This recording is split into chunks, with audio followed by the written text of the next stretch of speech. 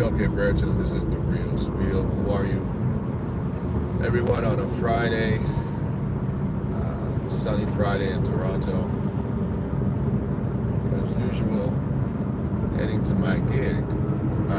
I just wanted to weigh in and to bring some people up to speed and to inform others of an opinion I have in respect to what's currently going on between Israel and Yemen, the faction that is operating in the news in Yemen, and sometimes we don't know all these names are accurate, but the Houthi faction that is now being blamed for, what some don't know, an airstrike of a missile that hit the Israeli main airport. Really, Israel only really has one main airport, but hit them on Sunday. And so effectively, Israel has had a kind of a catastrophe in the area of their airport. They haven't had, I believe there's been no flights, at least no international ones, that have been flying into Israel since Sunday. And the missile that landed, the one missile, damaged a significant corridor of Israel's airport to affect travel to Israel from Sunday till even today, I believe. So that being said, of course, Israel responds. And their response, was hard. They bombed civilian airports, a civilian area in Yemen as a response to what is happening. Simultaneously, I don't know if he's there right now or if he should be there sooner or later. It's supposed to be in the month of May, and I believe it's supposed to be now. Donald Trump is also on a Middle Eastern tour, potentially in Saudi Arabia, Qatar, but in the UEA. He's there having conversations, I guess, about trade and otherwise. But the question is, what is his mindset in respect to Israel? Hamas, which is still very much unresolved, and now this new Yemeni threat, so-called threat, right?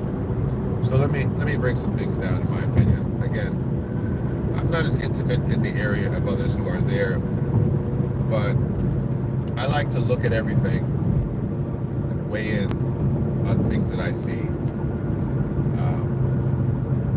I want to start talking about the so-called Iron Dome of Israel.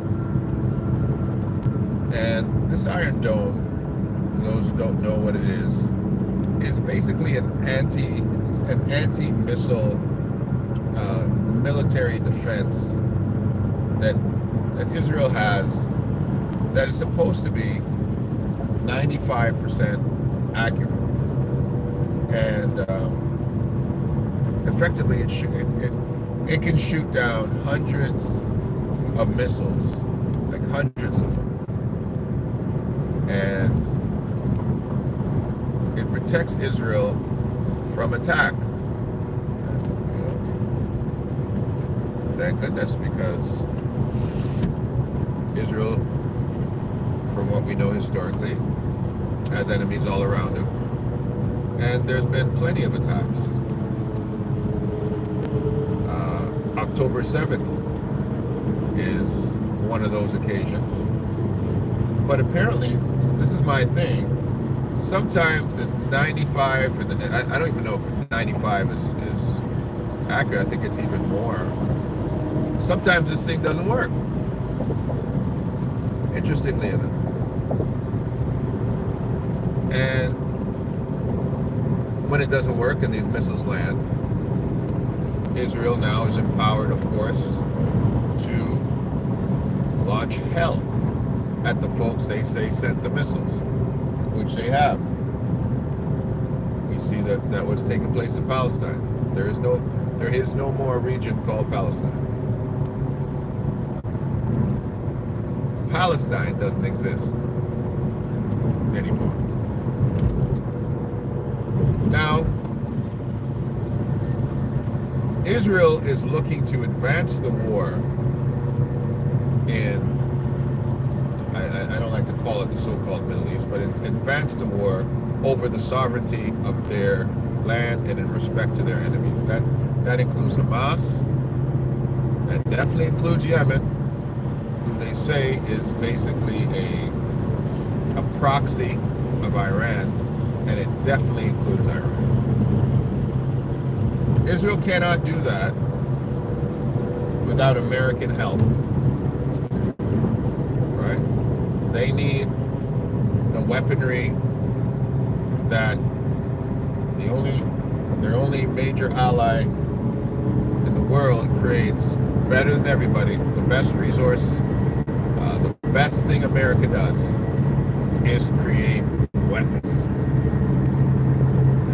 If those Americans can do anything, boy, they can figure out ways to kill you, blow you up, send you into oblivion. And Israel needs those things. They need those weapons. So let me put three things together. You have a Netanyahu ideological agenda that he has to dismantle Iran. He has to dismantle Iran and dismantle their nuclear weapons because Iran is a threat to the existence of the state of Israel. That's on the very top of Netanyahu's mind. He understands that certain agencies operate as proxies to Iran. Hamas, of course, and of course these folks in Yemen, and a few others, Hezbollah, etc. He realizes that he doesn't want to stop at Hamas, and his agenda is Iran. Now, the whole world is not going to let Netanyahu start a fight with Iran, right? Iran is a nuclear nation. For those, again, I say this all the time, they are nuclear ready, and everybody knows it. They've been nuclear. They've been nuclear since the Shah has been in there, since the 80s, right? America has been basically funding Iran's nuclear expansion since the 80s, and they're very ready right now. So, of course, that's a threat to Israel. But Netanyahu doesn't care because, in my opinion, if not well known, Israel's nuclear too. Don't get it twisted. All those Germans that helped build the nuclear armory of America, those German Jews, those German scientists, those guys shared that information. Israel and America definitely share that information. Israel is as nuclear as it comes. And if they're not nuclear in the actual state of Israel, they have the capacity to be nuclear through America, whether that be nuclear submarines, nuclear aircraft carriers, by America saying, don't worry, we got a button to push to help you out. Israel is as nuclear as it comes. But what is the agitation that is required to keep Donald Trump, who he doesn't care about war. I'll tell you that right now. Donald Trump's not really interested in blowing people up as much as he is interested in saying that he's a successful president. He's made a whole lot of money for America. He's changed the economy around. He's not interested in being a captain of a war. He's not being a commander in chief. He's not structured that way, where he's playing international chess in respect to any Cold War or strategies of world takeover by war. That's not really his agenda. He speaks big. Yeah, we want to go take back Mexico, the Gulf of Mexico, and we want to take back Greenland and all these. But he's not necessarily willing to go, engage in this crazy warfare for something that's not in his best interest. It's not in the direct interest of Donald Trump. And Israel, in his mind, is not necessarily something that really is in his interest. We see that what his mindset is when it comes to Palestine. Oh, let's turn it into a beachfront property. That's how Donald thinks. Let's turn the sovereign nation of people who are thousands of years older than the American tradition, let's turn their homeland into beachfront property. Let's make it into a giant resort. That's how Donald Trump thinks. But that's not how Netanyahu thinks. So here we go. I think it to be quite coincidental how sometimes this Iron Dome doesn't work. And the second it doesn't work, it hits an area that is significant.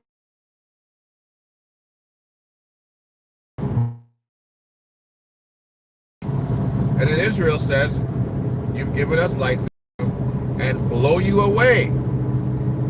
Right? And then Donald, of course, he has to figure out how much am I going to help these guys blow people up? I got to figure this out. Am I going to get them some help? All of my help? Am I going to close my eyes and write them a blank check? Do anything you want, Netanyahu. We got your back. What am I going to do? So here's my theory. I believe that some factions of the Israeli Defense Force wants certain areas to be bombed, forcing the hand of America and Donald Trump to say, listen, the threat is not over. We need you to give us trillions of dollars, because these things cost billions of dollars, trillions of dollars of more military aid. We don't need your money, we need your weapons. Your weapons, because when America gives military aid or gives aid, financial aid to Israel, they basically give them the money to buy the weapons that America creates and gives them the weapons. That's basically how that works, right? They might send them a few thousand soldiers or whatever to train them on these new weapons and get them going, and then they're on their own. But effectively, my belief is that Netanyahu allows some of these things. They allow the Yemeni forces. We understand the sophistication of their missiles and their ability to bomb Israel. They're not very sophisticated when it comes to that. They're not. How do these missiles get in?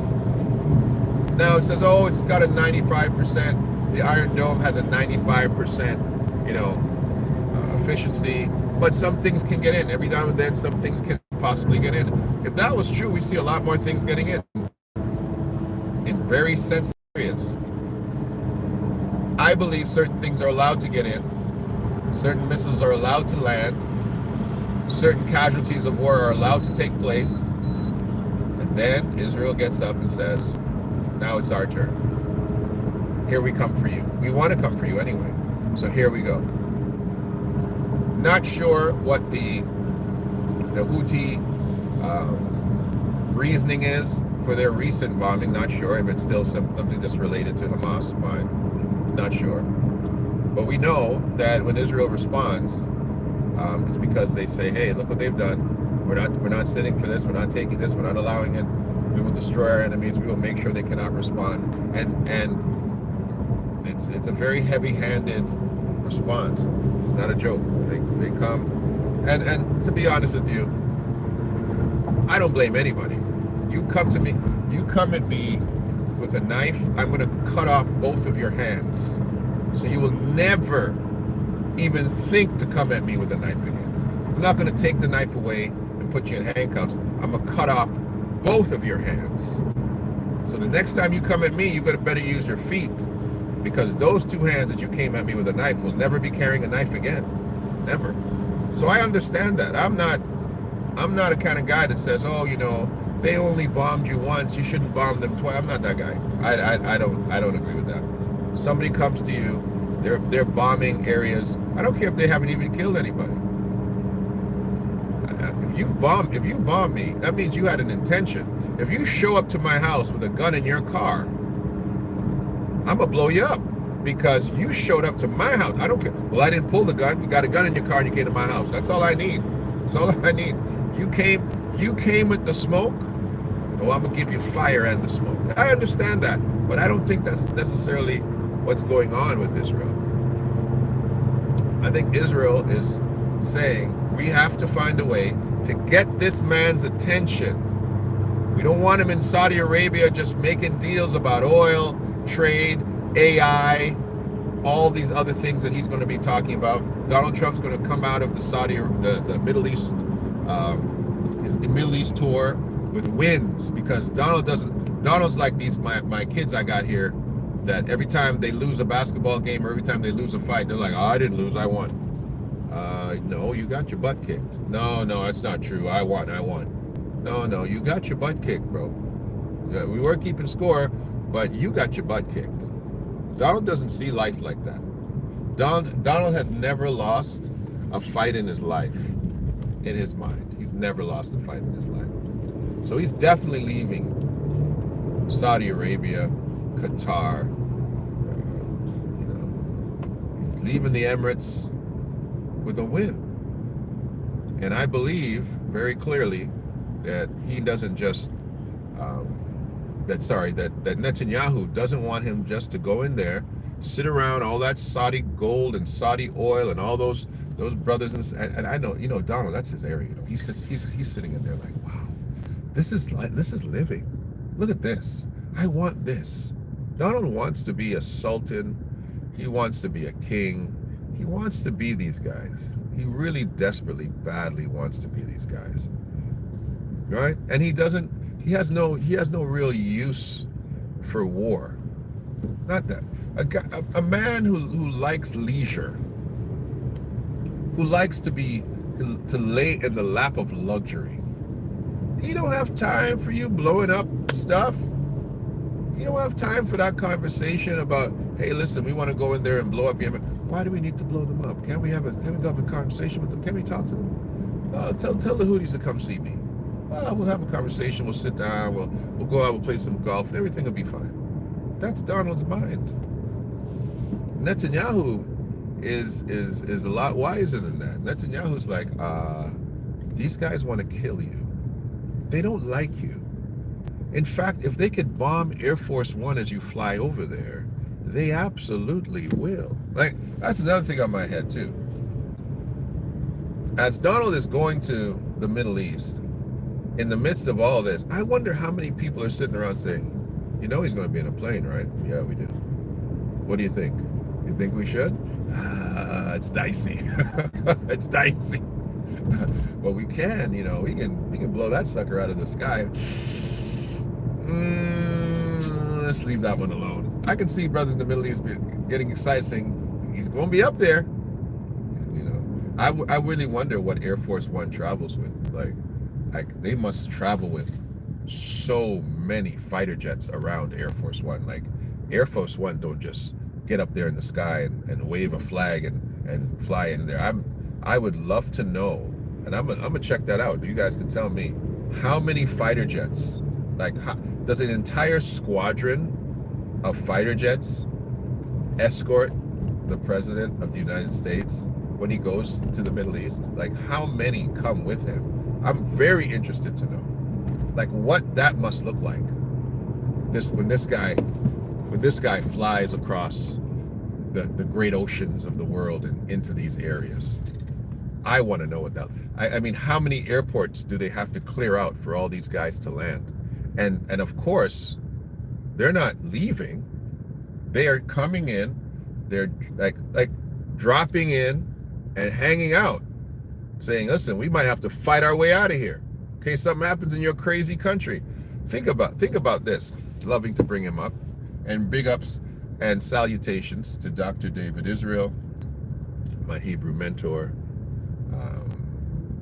to Pastor Devon Thompson, Emmanuel Church of Jesus Christ, my main man, 100 grand.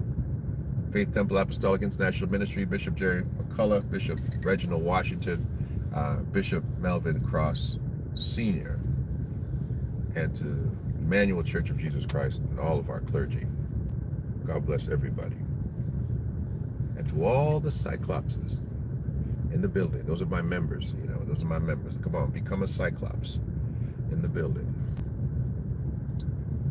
My thought process with this, my understanding with this is interesting, because I'm trying to figure out,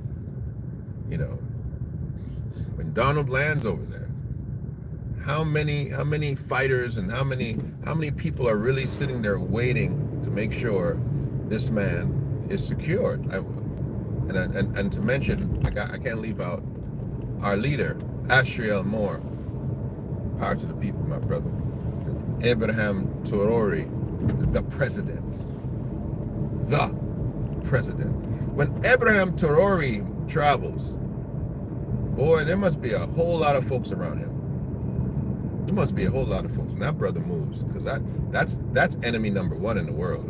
That's the most wanted man in the world right there.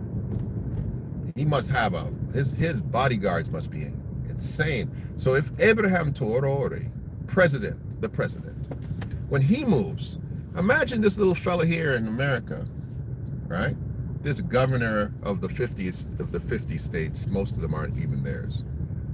When he moves with his military agenda, I wonder how many guys roll with Donald. That must be interesting to see. That must be a heck of a thing. You see. Okay. So when now we have this scenario taking place in Israel, where Israel is trying to figure out, how are we going to continue this war?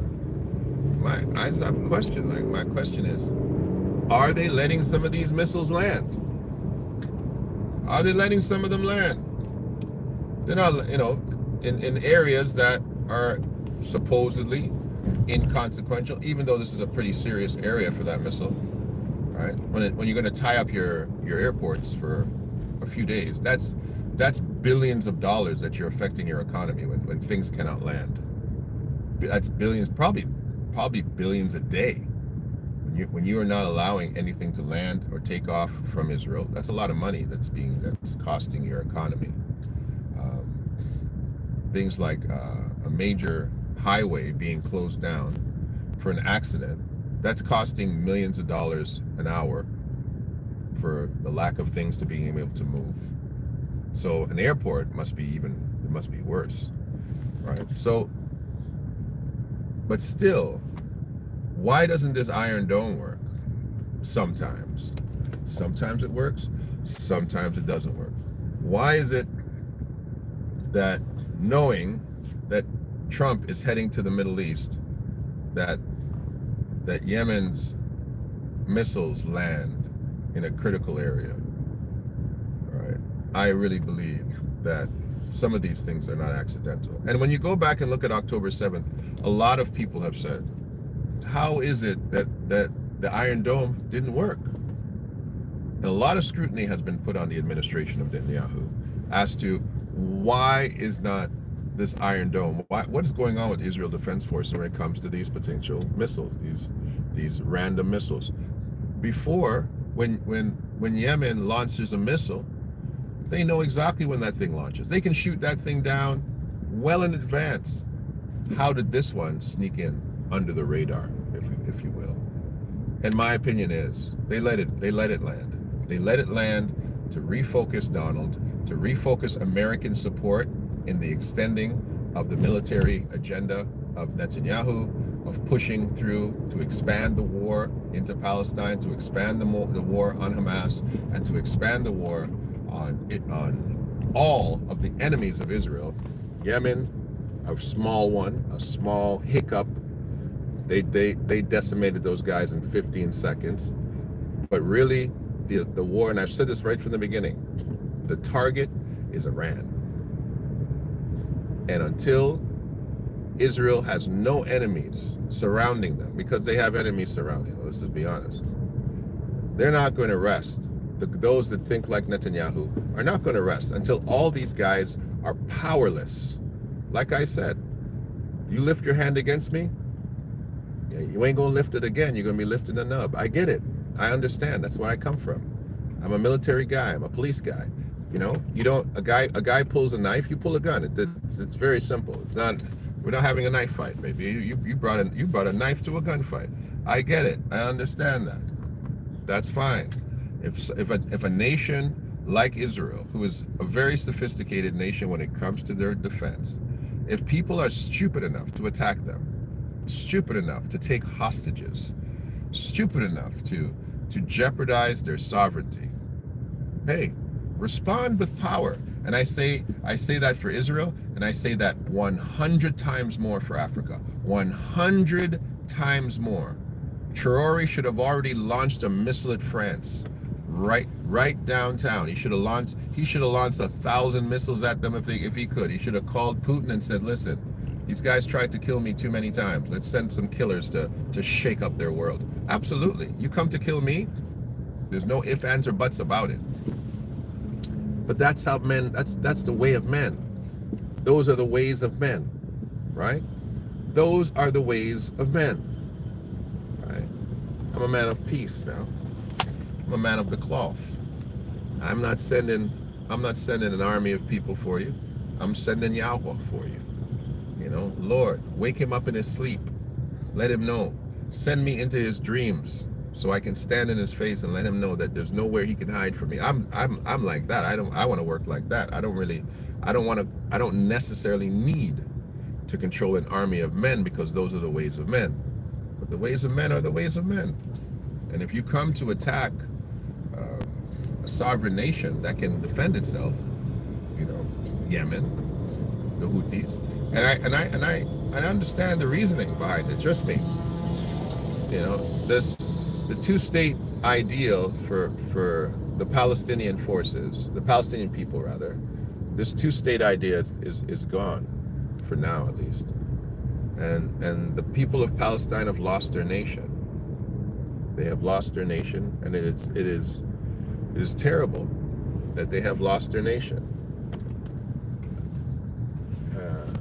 And go over this bump. Look at that. Went over that bump so nicely today. Fantastic. It's terrible that they've lost their nation.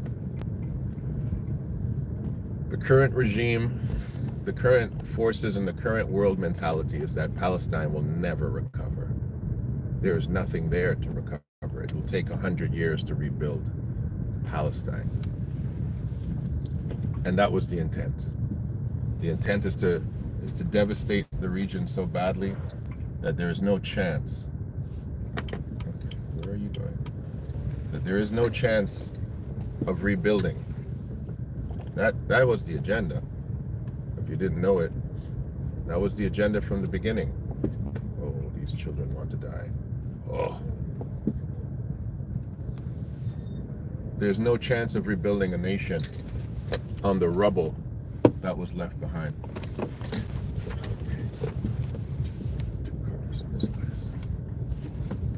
So, I don't know what you think about it. That's how I see it. Some of you don't agree. Some of you might think I'm crazy. But crazier things have happened. And nothing I said from October 7th to now has been untrue. Not a single thing. Not a single word has been untrue. Not a single thing. Everything I've said. Go back and watch it. Nothing I have said has been untrue. Not one single solitary word. And if you don't understand world politics, you're getting a PhD, a master's class on it right now. Donald Trump, the only thing that would cause Donald Trump to extend his support of Israel continuing a war in that region is if he saw that they were still being attacked. And in order for them to show that they are still being attacked, they have to let some of these bombs land. That's the only way to do it. If you keep shooting the bombs down, in his mind, nothing's happening. But when you say, hey, they just destroyed our airport, they what? They just destroyed our airport. Oh, wow. Yeah, so are you going to support us? Of course. They're destroying your airport. Okay. We're going to need about $50 billion of missiles. Yeah, our Iron Dome isn't working that good, so we're going to need you to help us with that too. We're going to need another $70 million of American technology, military technology. Is it possible for you to send a nuclear sub nearby, just floating around, just in case? That's how it works. It sounds simple, but that's how it works. And in order to get the attention of a man who controls your destiny, right? And it's very interesting how that happens. I mean, when you think about it, where is Israel going to get their weapons from? They can't build it in the state of Israel. The place is the size of New Jersey, right? Can't build it from scratch, even if they had the room. Even if they said, you know what, we're going to lose Palestine and make it an entire weapons munitions for us. That's going to take 20 years to do it. They don't have 20 years. They need to keep shooting these people down now. So really, it's not like they can go to Pakistan and say, hey, listen, send us some missiles. They get their stuff from Russia, and maybe Pakistan is building them themselves by now. They can't go to India. Who could they go to? They can't go to Russia. They can't go to China. The only way that they keep themselves safe, militarily armed, is by going to the #1 arms dealer in the world, the United States of America, the arms dealer to the world. Also, interestingly enough, which is crazy to me too, will Trump do an arms deal with the Saudis? The Saudis, to me, I don't know if you've ever been to New York City, and there's guys that have the shell game, and they show you the pea under the shell, so you see it, and then they go, and then you put your money down and you pick which one. They've already removed that thing. From the time they showed it to you, that thing was gone. Saudis are like that, man. The Saudis are the allies to America. Saudi Arabia is an American ally, right? Israel is an American ally, right? Saudi Arabia funds all of Israel's enemies. Hezbollah, Iran, Yemen, they fund all of those guys' enemies, right? But they are the ally of America, who is the ally of Israel. And Trump is walking in there trying to make deals, which of course, if you're Saudi, what do you need from America? What do you need from America? Take a few of them missiles. We need some missiles. What are they going to do with those missiles? And the technology itself. There's two reasons that you buy American weapons. Number one, to shoot down your enemies. Number two, to pull them apart, see how they work, so you can make more. Trump is going in there not just making a deal for trade, he's also going to be making a deal for weapons with the Saudis and with the members of the Emirates, the United Arab Emirates, and Donald making a deal for weapons. So guess what? The weapons that America is supplying Israel, they're going to be also selling those same weapons to the Saudis. And the Saudis are going to be turning around and either supplying those weapons back to the people who are the enemies of Israel, or breaking them down so they're technologically better, building them better weapons to attack Israel. It's an incredibly crazy circle of events. That's how I see it, and that's how I see it, right? Yeah, that's why I said earlier, he's building a new golf course. Is he? Sorry, I didn't say this one. He says Trump is building a new golf resort in Qatar. If that's true, that fits exactly the narrative that I've been saying. That's all he cares about. He doesn't care about things like war. He doesn't want that. He's not interested in that. He's a man of leisure. That's what he is. He wants to retire from his presidency and know, man, I can go fly and play. We can go play golf in Qatar. I got some good friends out there. It's gold. They're going to treat us like gold. They're going to treat you like gold out there. Trust me. Those are my guys. That's the kind of life he wants. And I don't blame him. I don't blame him one bit. That's the kind of life I want too. Right? But I'm not the sitting US president. Yeah, he's a businessman first. Absolutely. He's a businessman first and last. He's a businessman first and last. He's not a military strategist. That's not who he is. That's never who he's been. It's never what he will be. And the only time Trump will potentially have to become a strategist is if there's a direct attack to the actual state of America, to the continental state of America. That's the only time that guy will ever have to say, you've got to put your trips to the golf course and to resorts on hold, bro, and you've got to start thinking like a commander-in-chief. That's the only time it's going to ever happen.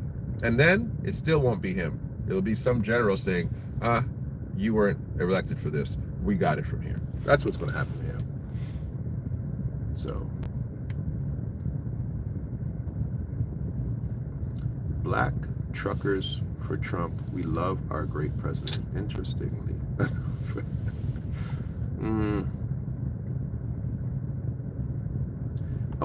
Shahid asked, but when was the last time the U.S. had a good military strategist president? I have the answer to that question, brother.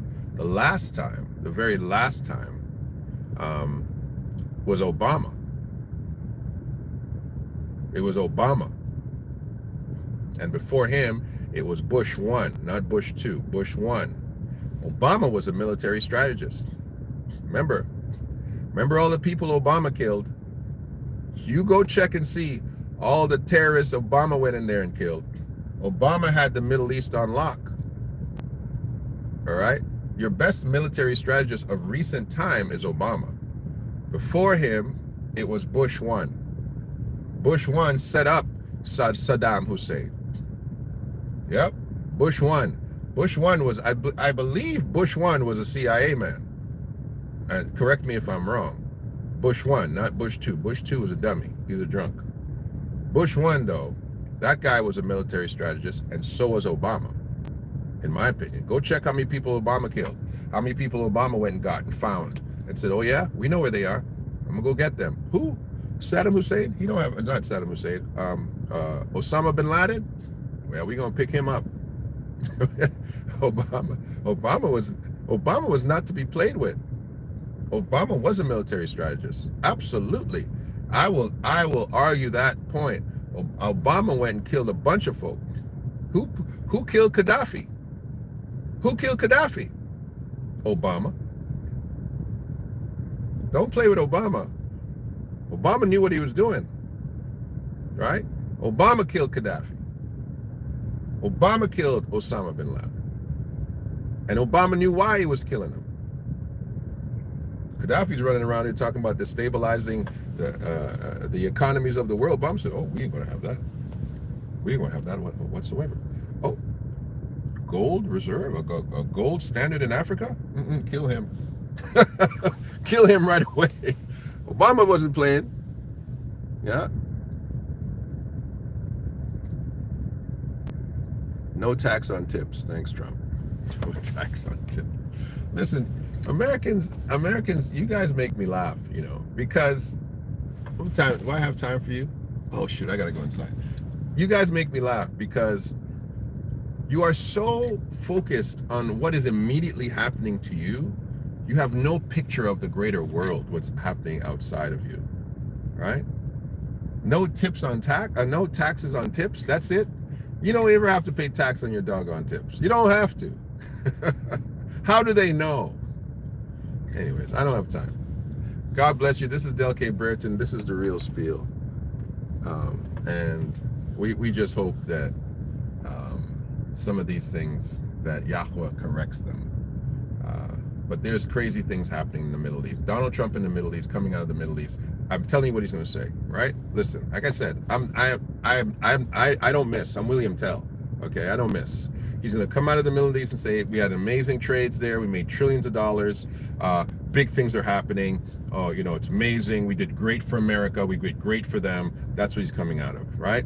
Netanyahu is hoping that he has some type of attention span to say, yeah, and we're going to send a few more $1 billion to help Israel because of what's going on over there. Because he knows his mind is like a little child, right?